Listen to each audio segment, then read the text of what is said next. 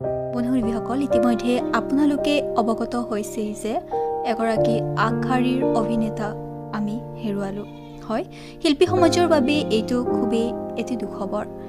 তেখেতে বহুতো জনপ্ৰিয় অসমীয়া ধাৰাবাহিক, ভিডিঅ' ছং আৰু অসমীয়া ছবিতো অভিনয় কৰি ৰাইজৰ মন আকৰ্ষিত কৰিবলৈ সক্ষম হৈছিল। আৰু শেহতীয়াকৈ তেখেতে যতীন বৰাৰ ৰাঘৱ বোলছবিখনতো অভিনয় কৰিছিল।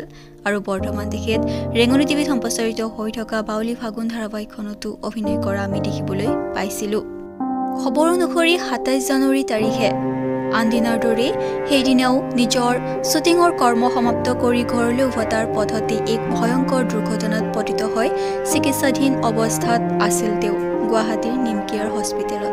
কিন্তু নিয়তিৰ ওচৰত তেখেত যেন হাৰ মানিব লগা হ'ল। ৬ ফেব্ৰুৱাৰী মংগলবাৰে তেখেতে চিৰবিদায় লয়। তেখেতৰ বিয়োগক যেন কোনেও সহজভাৱেই ল'ব পৰা নাই। নগাঁৱৰ পুত্ৰ আছিল তেখেতে মৰম লগা এগৰাকী কণমানিক এৰি থৈ যাবলগীয়া হয়।